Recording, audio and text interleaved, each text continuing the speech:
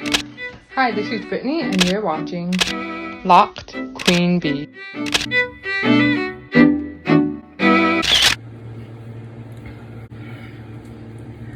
Okay, so right now I'm just really fluffing my hair. You can see that it's pretty long, which is kind of surprising, you know.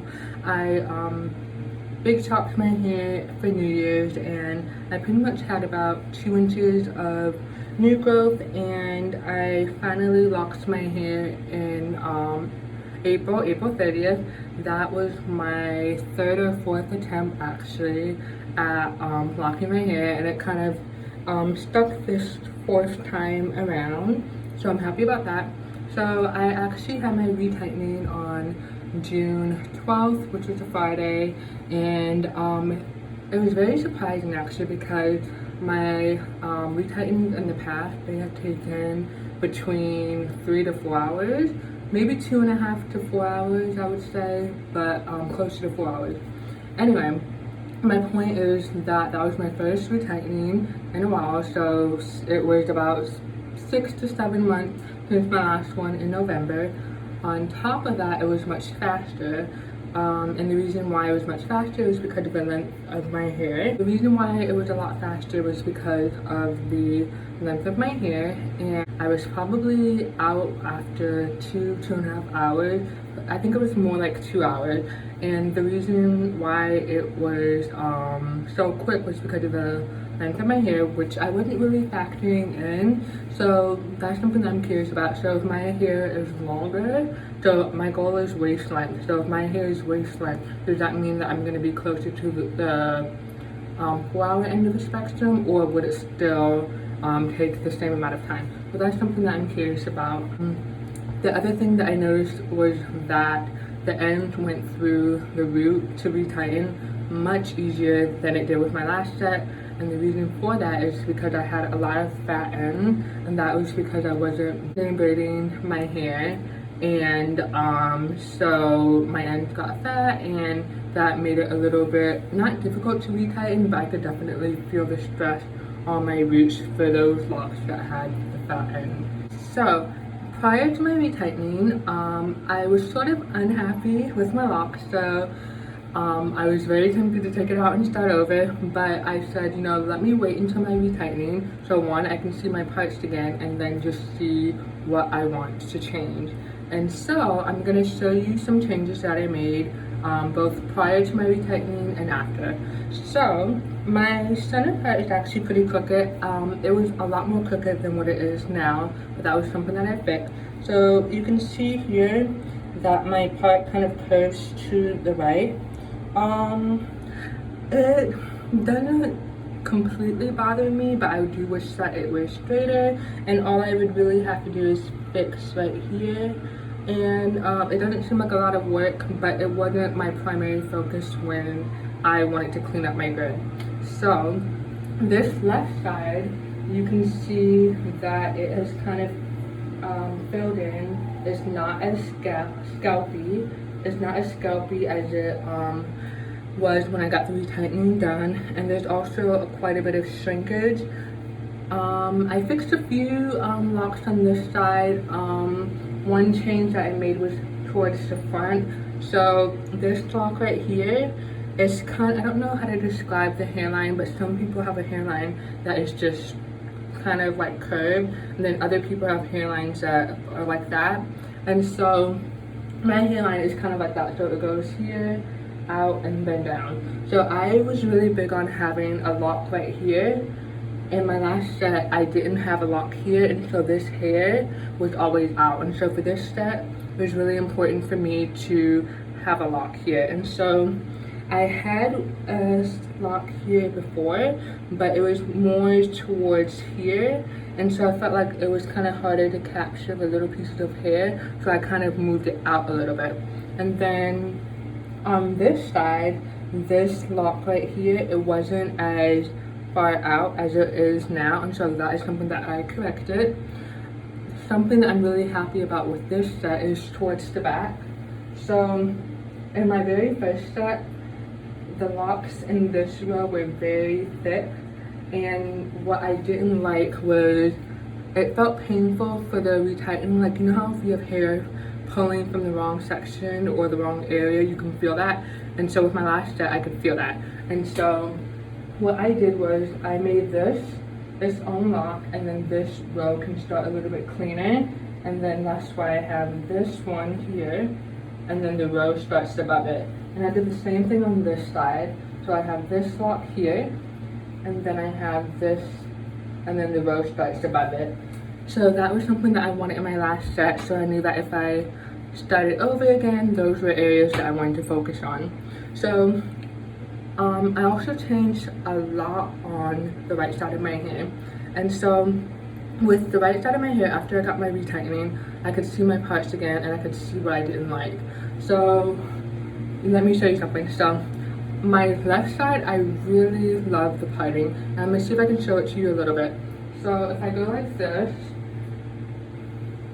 my parts look very straight and very dense. So, and it kind of seems very straight across, like this. On my right side, that was not the case. Instead of going straight across, my parts kind of went like that. And it was very noticeable when I got my retightening, and I did not like that. So I went and tried to fix it as best as I could without having to do the whole right side over. So the right side, you can see that is more scalpy because I literally just redid it, and it was not a fun process. So actually it took me a long time to correct this side and make the rows straight as opposed to like that, and so that required a lot of work. So it took me on Friday, on Thursday actually, is when I started to do the work on this side. And so I did that from like 6 to 11 p.m. And then I realized, oh my gosh, this isn't as straight as I wanted it. So, and there were too many locks. So on both sides, that section right here should have 5 locks going across. When I redid it, this side had 6 locks, which is not a big deal, but the locks would have been significantly smaller than I wanted them. And I want both sides to be kind of even in size or more uniform, because that was the issue with my last set. This side was much smaller than this side, and this side had bigger locks, and I didn't like that. So I kind of had that with this set, but I think it's not as noticeable as it was in my last set. So once I realized that there were too many in a row on this side, I actually took it down and just worked on making the rows more straight so that it lined up and it wasn't as crooked. Then what I did was I made sure that there was only 5 locks in a row.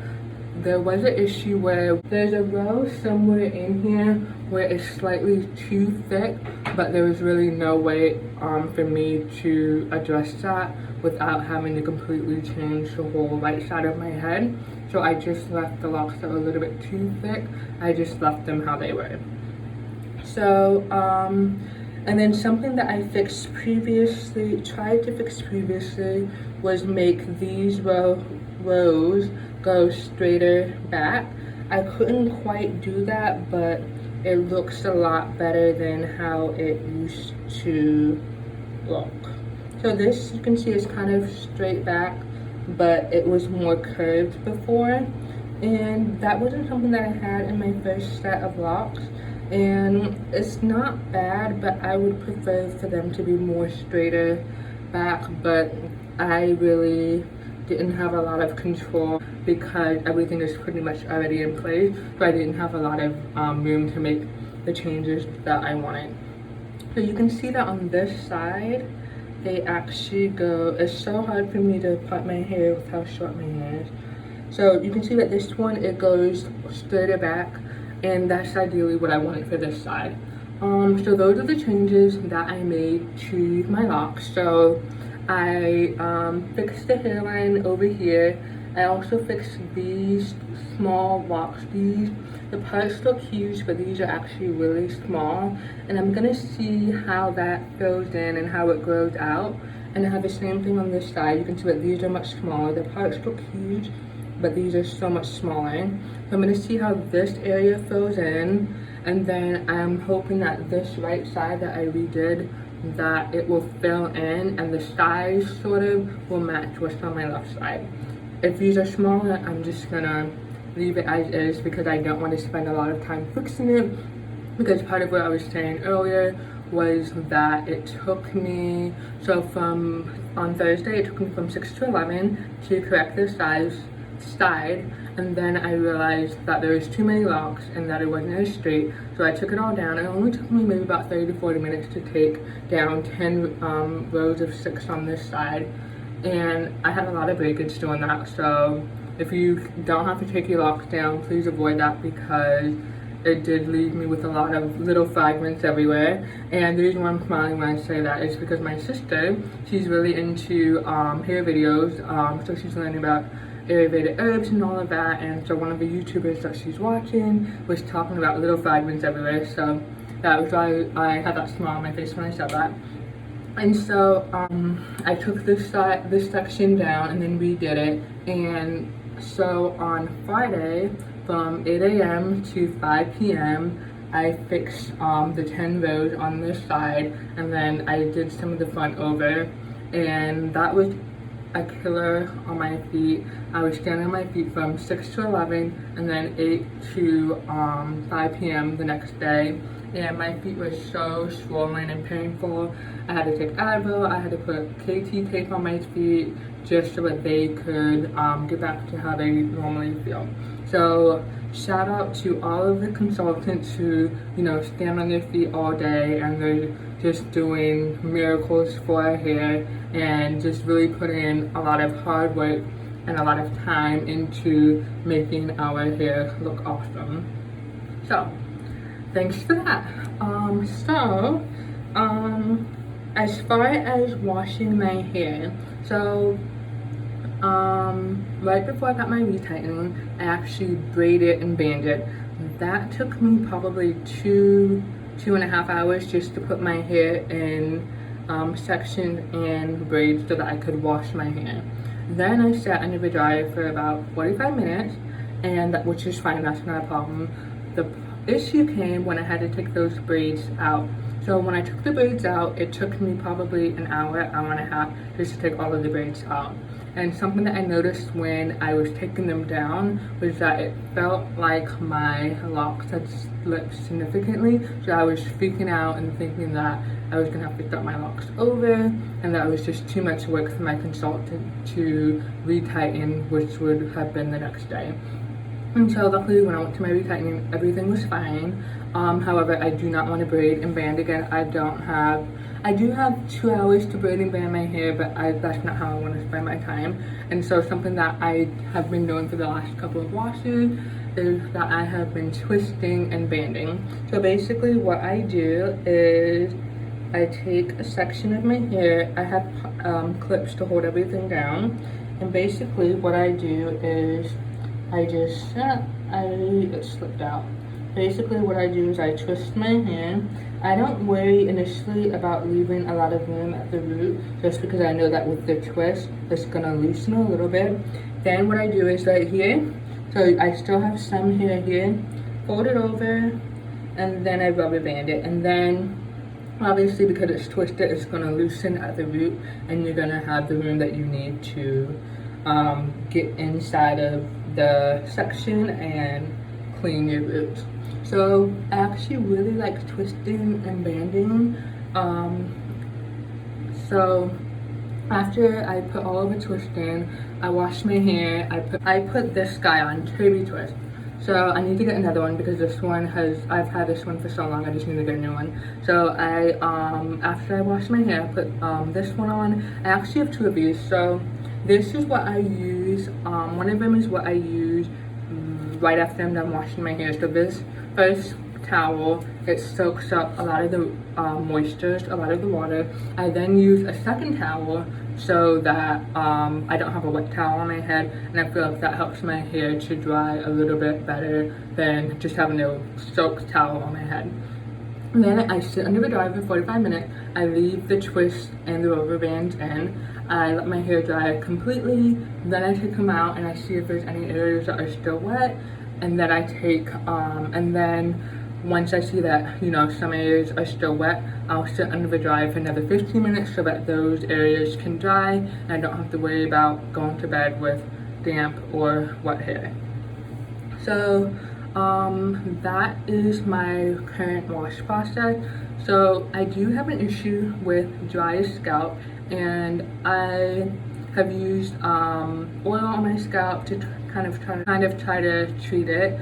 I have also changed my shampoo quite a bit. So the shampoo that I use currently is this one, and what I do is I have a little spray bottle of water. Most of it is water, and I put in like a good amount of shampoo, and then I just shake it up and do all of this to make sure that it is mixed really good. The reason why I say to do that is because your fingers right here, the little I don't know what you call it, but the little part of this that's in the bottle where the water goes up from, if you have all of your shampoo at the bottom, when you are squeezing, you're going to be pulling out that shampoo, not the mixture, the water and the shampoo mixture.